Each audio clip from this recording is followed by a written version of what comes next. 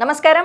ప్రస్తుతం మనతో పాటు ప్రముఖ ఆధ్యాత్మికవేత్త, ప్రముఖ జ్యోతిష్య వాస్తు నిపుణులు ఉమామహేశ్వరరావు గారు ఉన్నారు. వారితో మాట్లాడేద్దాం. నమస్కారం గురుగారు. మే నెలలో మేషరాశి వారికి ఎలా ఉండబోతుందో తెలియజేస్తారా? అవునమ్మా, మే నెలలోని మేషరాశి వారికి జరిగే విధానాలు ఏ రకంగా ఉన్నదంటే, ప్రతి దాన్ని కూడా ఆచితూచి మాట్లాడాలి. కోపతాపాలు ఎక్కువైపోతాయి. వీళ్ళకి అధికమైన కోపానికి గురైపోతారు. ఆ కోపతాపంలో తొందరపాటు నిర్ణయాలు తీసుకుంటారు. ఆ తొందరపాటు నిర్ణయం ఎవరు తీసుకున్నా తప్పే. విజ్ఞానవంతుడు తీసుకున్నా, అజ్ఞానమైన వారు తీసుకున్నా కూడా తొందరపాటు నిర్ణయం తప్పు, మంచిది కాదు. ఆలోచించి అడుగులు వేసేదే జీవితం. అటువంటి ఈ మేషరాశి వారు ఎక్కువగా చదువుకునే వాళ్ళ గురించి చెప్పాలి. ఈ యొక్క మేషరాశి వారు చదువుకునే అమ్మాయిలు చాలా జాగరూకతగా ఉండాలి. అబ్బాయిల కంటే అమ్మాయిలకు విధానాన్ని మనం చెప్పుకోవాలి ఎక్కువగా. అబ్బాయిలు అవసరానికి నుంచి మాట్లాడతారు, అమ్మాయిలు అనురాగంతో మాట్లాడతారు. అయితే ఈ అనురాగం కాస్త కొంచెం ముదిరితే ఇంకో రకంగా పరిణమిస్తుంది. కాబట్టి చదువుకునే విద్యార్థులు ఎవరైతే ఉన్నారో ప్రతి విషయంలోనే ఆచితూచి మాట్లాడాలి. తొందరపాటు నిర్ణయం తీసుకోకూడదు. పెద్దల సలహాలని పాటించాలి. పెద్దల సలహాని పాటించి ఎదరికి వెళితే మేషరాశి వారి విద్యార్థులందరూ కూడా ఉన్నతమైన విద్యని అభ్యసించడం జరుగుతుంది. అలాగే మేషరాశిలోని దంపతులు ఉన్నారు, భార్యాభర్తల విధానం ఉంది. ఈ మే నెలలోని భార్యాభర్తల మధ్యన కలతలు లేస్తున్నాయి. ఈ కలతలు ఎప్పుడైతే కలుగుతున్నాయో అనుకోని విధంగా గొడవలు పడ్డం ఉంటుంది. అంటే విడిపోవడం అంటూ జరిగి ఏదో విడాకులు తీసుకుంటారు, లేదంటే వేరే వేరేగా మారిపోతారు అంటే అది జరగదు. కలిసే ఉంటారు. కానీ ఏంటంటే ఎడ్డు అంటే తెడ్డు అంటారు. ఆ మాటకి ఈ మాటకి పడదనమాట. నువ్వు గొప్ప అంటే నువ్వు గొప్ప, నేను గొప్ప అంటే నేను గొప్ప అనే మాటల వల్ల వాగ్వాదానికి గురవుతున్న పరిస్థితులు కలుగుతున్నాయి. అయితే వ్యాపార రంగంలో ఉన్న వారికి వ్యాపారం కూడా సజావుగానే సాగుతుంది. ఉన్నతమైన వ్యాపారాన్ని చేస్తున్నారు, లాభాన్ని ఆర్జిస్తున్నారు. అనుకోని విధంగా ప్రతి వ్యక్తుల్ని కలిసి మంచితనంగా మాట్లాడి మంచి తత్వంగా ఉండి ధనాన్ని ఆర్జన చేస్తుండే పరిస్థితులు వస్తున్నాయి. అలాగే మన ఏప్రిల్ నెలలో నిన్న వస్త్ర వ్యాపారాలు చాలా బాగుందనుకున్నాం. ఇప్పుడు కూడా వస్త్ర వ్యాపారాలు చాలా బాగుంటుంది. లాయర్లకి బాగుందనుకున్నాం ఏప్రిల్. మే నెలలో కూడా ఏప్రిల్ లాగే లాయర్లు కూడా ఉన్నతమైన స్థానానికి వెళ్తుంటారు. అలాగే డాక్టర్స్ ఉన్నారు. డాక్టర్స్ కూడా అత్యధికమైన లాభాన్ని పొందుతూ ఉన్నతమైన స్థానాన్ని పొందే విధానం ఇక్కడ ఎక్కువ కనపడుతుంది. ఇక రాజకీయ నాయకులు ఉన్నారు. ఈ రాజకీయ నాయకుల్లో చాలా చాలా చాలా మార్పులు, ఒకదానికొకటి పొంతన లేని మార్పులు జరుగుతూ ఉండి ఏం చేయాలో అర్థం కాక తికమక పడుతూ ఉండి చేసే పనిలోని ఒక ప్రత్యేకతను సాధించలేక తర్జన భర్జనలు పడుతూ ఉంటారు. రాజకీయ నాయకులకు ఉన్న పరిస్థితి మే నెలలో. అలాగే చంద్రబలాన్ని తీసుకుంటున్నాం. మనం ఇక్కడ చంద్రబలాన్ని తీసుకుంటున్నామంటే చంద్రుడు పాడ్యమికాడి నుంచి స్టార్ట్ అయినప్పుడు వచ్చేది శుద్ధ చంద్రుడు వచ్చాడు. శుద్ధ చంద్రుడు అంటే ఎదుగుతూ వస్తున్నాడంటే చంద్రబలం వల్ల ఏ రంగాలకు ఉపయోగపడుతుంది అంటే వివాహ రంగాలకు ఉపయోగపడుతుంది. వివాహాలు కాని వాళ్ళకి వివాహాలు శ్రీరామనవమి వెళ్ళిన తర్వాత నుంచి వివాహాలు జరగడానికి అవకాశం ఎక్కువగా ఉంది. అలాగే విదేశయానం చేసే వాళ్ళకు కూడా అనుకూలవంతమైన పరిస్థితిని ఈ మే నెలలో కూడా కనపడుతూ ఉంది. ప్రతి విషయంలోనే కూడా జాగరూకతతోటి అడుగులు ముందుకు వేస్తే ఇటువంటి వివాదాస్పదమైనటువంటివి కూడా రాకుండా ఉన్నతమైన స్థానానికి చేరేదే ఈ యొక్క మే మాసంలో వస్తుంది. వైశాఖ మాసం అంటే అన్నిటికీ శుభప్రదమైన మాసంగా చెప్తుంది. అందులోని కుజుడున్న స్థానము లాభస్థానంలోనే మేషరాశికి ఉన్నాడు. కాబట్టి ఏదైనా భవనములు నిర్మించడం కానీ లేకపోతే పొలములు కొనడం కానీ చేసుకుంటే అత్యధికమైన లాభదాయకమైన పరిస్థితులు ఈ మేషరాశి వారికి ఉన్నాయి. ఇక ఆరోగ్య విషయంలోకి వెళ్దాం.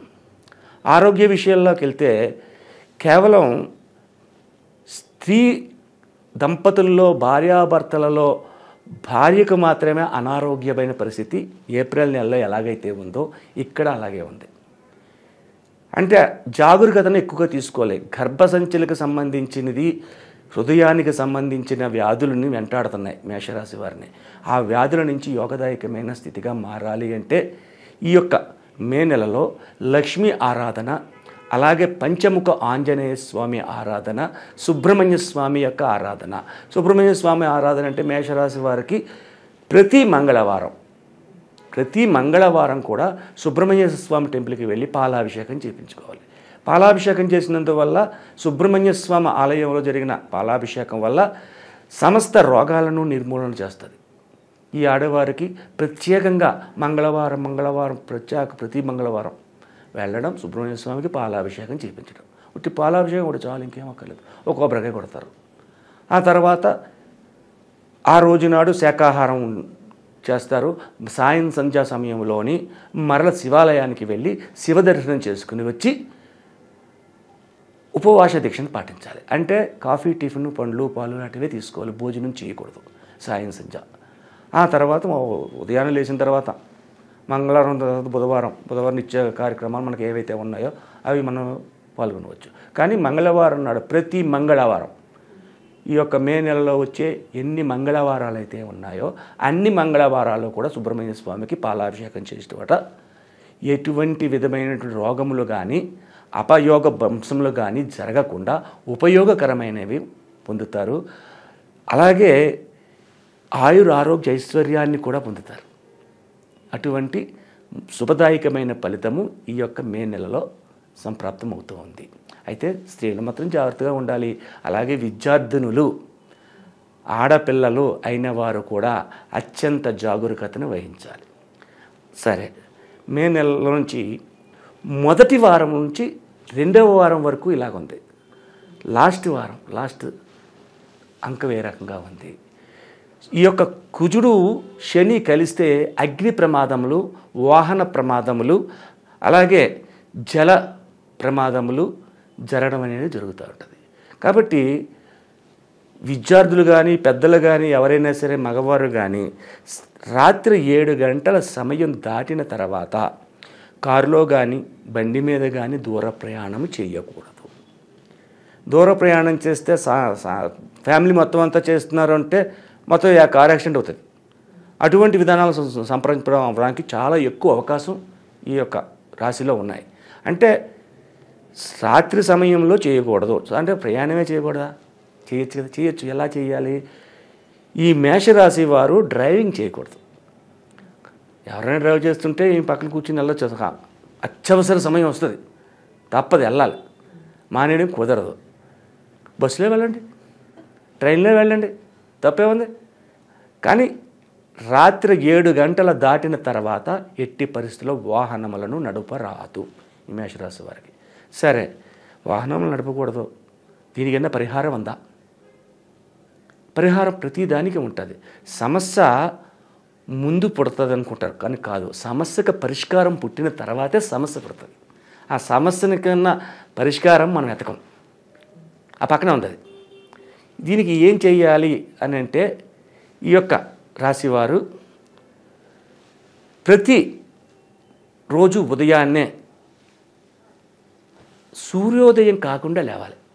ఈ మే నెలలో సూర్యోదయం కాకూడదు. సూర్యోదయం కాకుండా సూర్యుడు ఉదయించకుండా లేచి తలస్నానములు చేసిన తర్వాత ఇంటిలోని ఒక 2 ఒత్తులు వేసిన ప్రమిద, ఒక మట్టి ప్రమిద తీసుకోండి. ఆ మట్టి ప్రమిదలోని ఒక తమలపాకు కానీ లేకపోతే రావి ఆకు కానీ తీసి ఆ ప్రమిద అందులో పెట్టి అందులో కొద్దిగా ఆవు నెయ్యి కానీ లేకపోతే కొబ్బరి నూనె కానీ పోసి 2 ఒత్తులు వెలిగించి ఆ 2 ఒత్తులకు వెలిగించిన తర్వాత ఆ దీపము చుట్టూ చిన్న చిన్న పుష్పములు, చామంతులు కానీ గులాబీలు కానీ లేదా చిన్న చిన్న పుష్పములు పెట్టి ఒక చిన్న రావి ఆకులో బెల్లం ముక్కను నైవేద్యం పెట్టాలి.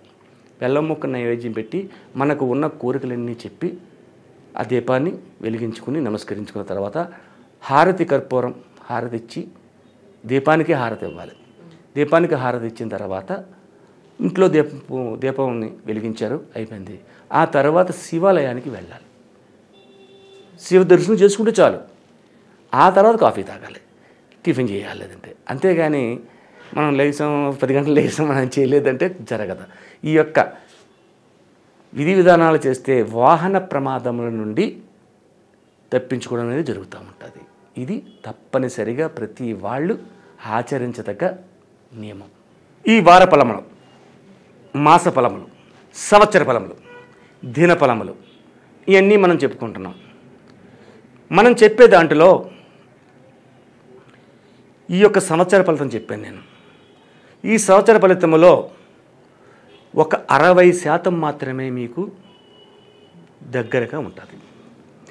అయితే లక్ష్మి అనే అమ్మాయి ఉంది. అమ్మాయికి జాతకం చెప్తున్నాం.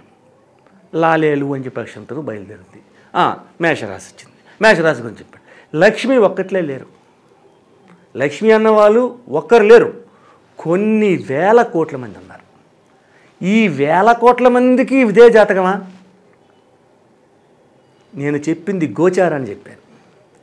మీ యొక్క రాశి ఫలాన్ని కానీ, లగ్న ఫలాన్ని కానీ, లేకపోతే మీ నవాంశ చక్రం కానీ, రాశి చక్రం కానీ లేదు. గోచార చక్రాన్ని బట్టి నేను జాతకం చెప్పుకుంటూ వచ్చాను.